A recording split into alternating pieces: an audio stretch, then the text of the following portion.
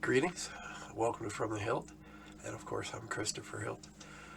Today we're going to talk about one of my novels.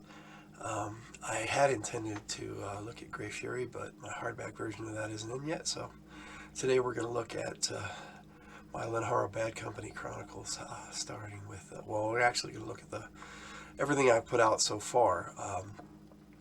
We're going to start with my little... they used to call them novelettes. I'm not really sure what they call them now, but we started with Conflict at Creek Hollow. Now, Conflict at Creek Hollow, the first one in the series, I actually had started out and written a comic book script for it, for some of my characters that we were running a campaign that my wife and I had put together. So I had written a comic book script, and well, that didn't pan out. So I decided to turn it into a novel, and that came with all its pitfalls. But I'll get into that a little bit later. The gist of what that one's about is the party getting together and becoming somewhat of a team. Now, the Billy Lost, they actually they formalize themselves as a team and go on a quest to rescue one of the character's sisters. And like I said, I redo that in the Volume 1 novel that combines those two books and a new story. And so I'm going to go over that last on at the end of near the end of the video. This is Company of the Black Spear. This adventure has them going up against a party of other heroes, and their enemy that kidnapped the sister pits the two companies of heroes together, and it's how the two of these good parties deal with that. Then they continue to be plagued by this villain, and so they decide to they hear that he's going to attack this monastery, and so they decided to protect the monastery, and that all goes down in Blistering Heart. Now, in Blistering Heart also ends with them facing an ancient dragon, so it's kind of cool.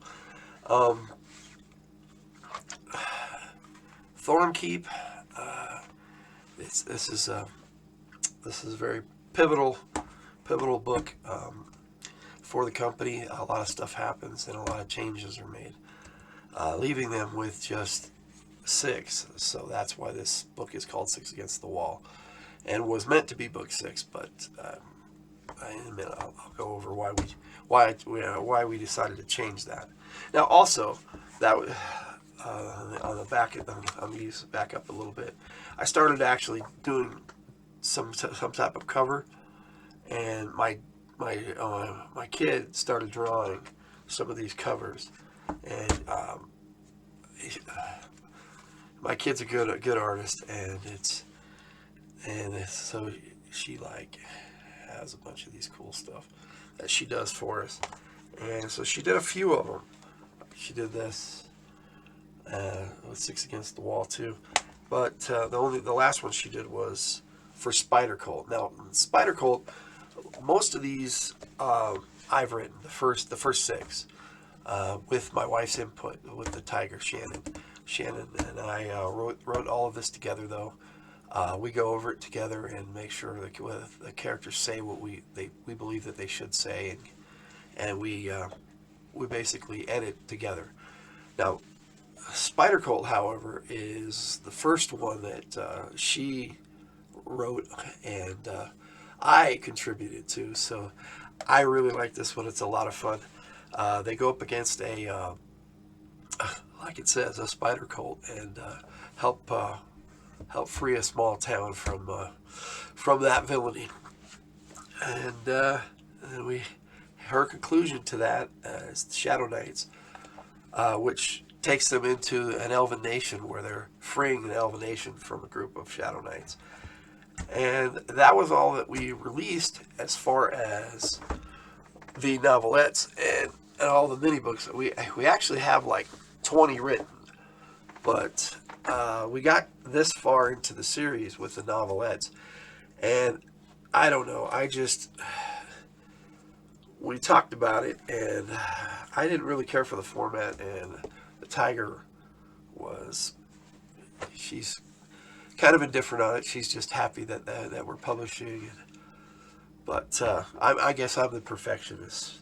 So what I did was I went back and re-edited, and my oldest son helped do that. Jake Pendragon is what he likes to go by, and he helped us put together the volume one with the first two books again, Conflict at Creek Hollow and Nobility Lost, into what I thought was a better novel, kind of a director's cut. I added quite a few new scenes and made it feel less like maybe a comic book script and more like a novel, as I did the rest of the series, and I made sure it matched the rest of the series too. But what happened was, when we got our proof copy, it came in like this, and certain things in it happened that I just didn't really care for. Like, we have a map of the Havens Run area, and it comes out really not so good. And I think that had more to do with my scan of it than the printer. But we had a friend of ours make a new cover because I wasn't really satisfied with that cover. I wanted it to look like an actual novel. So, excuse me, Katie Robbins put together this cover for us, and she did such a nice job on it. Because when they go in Nobility Lost to rescue one of the character's sisters, one of their Sienna, that's her name, so we'll just go with that. When they went to rescue Sienna, they went into the Black Tower Range, and that's pretty much all I asked her. It was give me a black tower with maybe some characters at the bottom, but the Black Tower looked so good that we didn't need the characters.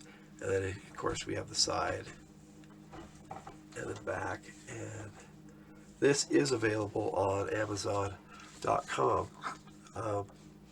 Also, Katie Robbins went over and really revamped the interior. Somebody's going out the door. She revamped the interior and made it look like an actual novel on the inside as well as the outside.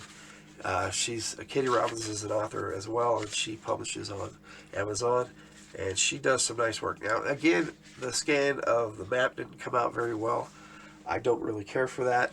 I intend to fix that as soon as I get a decent scanner and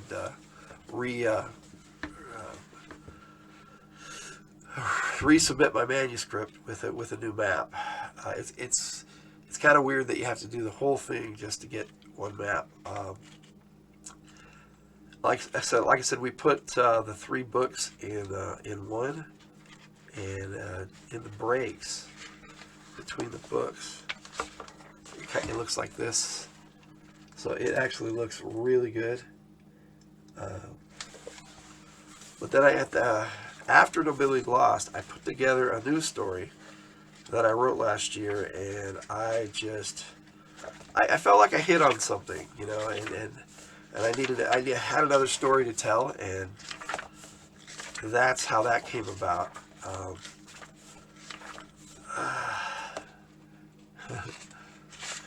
And I keep skipping over the beginning.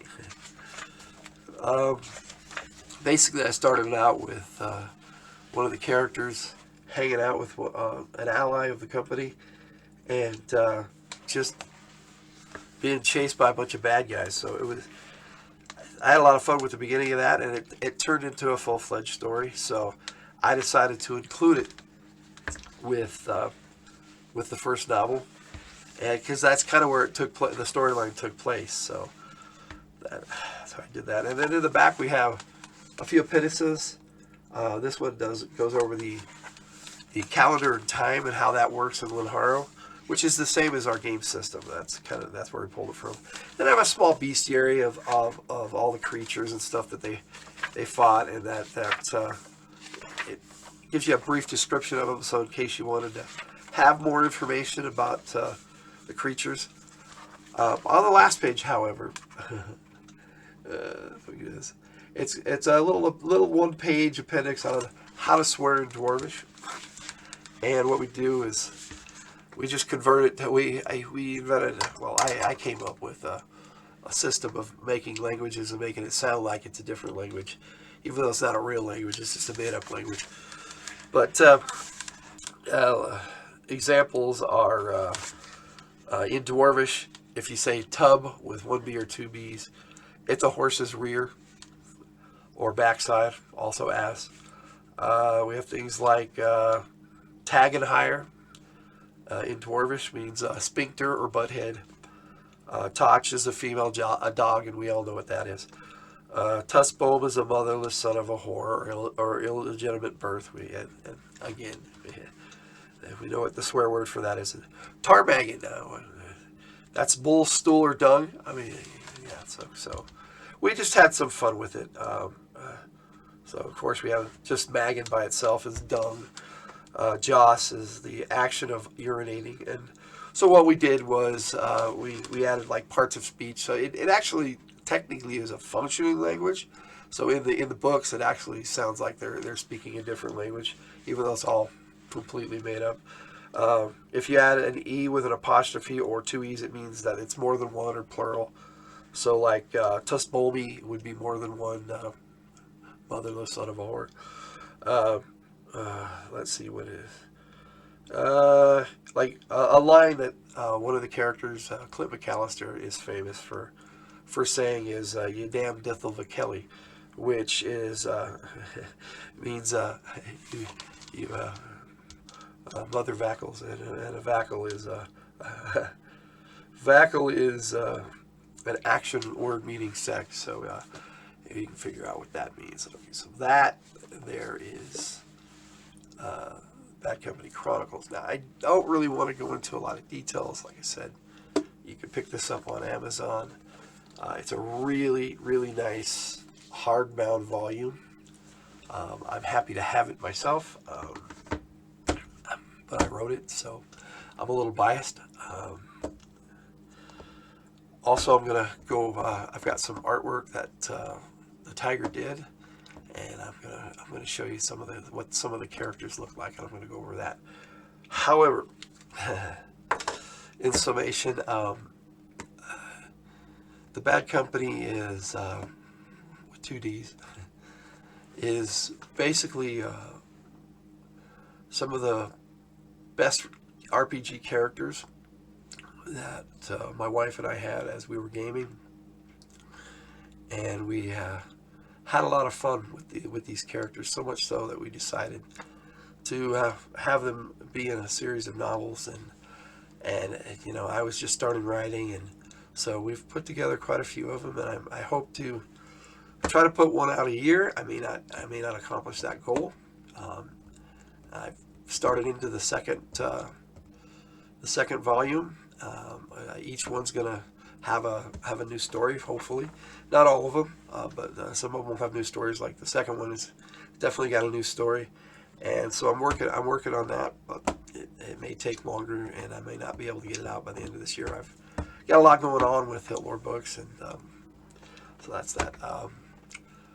Hopefully, others will enjoy the story. I put a lot of heart and effort into it, and so did my wife, and hope you like it. Like I said, I'm going to put together some art, and so check this out. Okay, this is the Tiger's artwork. This is Lord Dehan Bridges, the leader of the Badd Company. Some of you may recognize the artwork as my icon for YouTube, and the portrait was used in the thumbnail for my Breaking the Ice video. Dehan Bridges, like I said, is the leader. He is the trade commissioner of Haven's Run in the storyline, and he is basically the catalyst that brings everybody together. He's also one of the characters I played the most in our old campaigns. This is the minstrel Falbar Taroth. Falbar is the great nephew of Hebnor the sage, and he was left with all his writings after the sage passed away. He basically knows that the Badd Company is going to come into existence, and it is his belief that Sinbad is going to be the one who brings them together. Now, quick note about D. Bridges. In the storyline at the end of Nobility Lost, he gains the title Sinbad with a Y and two D's at the end. It is a dwarvish title for heroic officer of the guard. Of course, it is based off the name Sinbad the Sailor, who I enjoyed a lot of those old movies and stories. Now, Falbar it basically chronicles the tales of the Badd Company in the storyline, and is their storyteller. This is Mozart Martocamus, and it's his sister Sienna that is kidnapped in the book, and they come together to rescue. Some of this, like the clause here, he gets later on in the storyline, not in the book. But this is the best portrait and piece of art that I have for him. That's why I'm using that here. This is Lord Darecon Rockbeard. He is the cousin of the King of Dwardove, and an old friend of D. Bridges who comes to Dwardove and decides to join his entourage and hang out with his good buddy for a while. This is Lord Martin Tearleaf. He has a mysterious background and is fleeing from something in his home nation of Plenty, and that all gets sorted out later on. But in the early books, he's there in training, a nobleman in training, as it were. He is both a priest and a wizard. He casts both arcane and divine magic. So most of the time, his companions see him as their healer. But Darecon is also a healer too, so they kind of have the two healers. This is the wily Clint McAllister. He's kind of your reckless, carefree individual who swears a lot, especially in Dwarvish. And the first story, they actually have to go find him. So he's as the stories progressed, it started out being kind of about Sinbad, but then more so got to be about Clint McAllister in a lot of ways. It's about all of them, but in each story I try to focus on an individual character. This is his younger brother Mitch. They have the two younger McAllister brothers.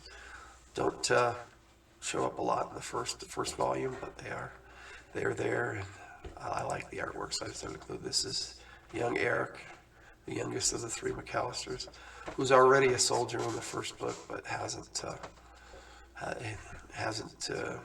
graduated into the guard yet, fully at least.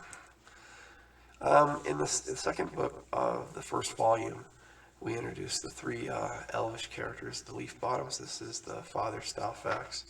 He is a holy man, and well, not a holy man, he's a priest. And he has a quest all his own that, after a chance meeting with D. Bridges, decides to join the party and help free Sienna, and also retain the proof of his nobility from Hightar. So that's what he's doing here. And this is his son Avery, a competent warrior. Elves age way differently than humans, so although he's Stalfax's son, he's way older, and well, he's not older than Stalfax, but he's older than the rest of the company, and he becomes a regular and constant character in the series later on. Also, he plays a part in the third book too. This is Shalise. She is Avery's younger sister and Stalfax's daughter. She is half elven, not like Avery, who's full elf. She's a wily, rascally character who shows up and likes to give Falbar a bad time. And those are the characters. I hope you like the artwork, and I hope you enjoy the books. With that said, Logan out. Thank you.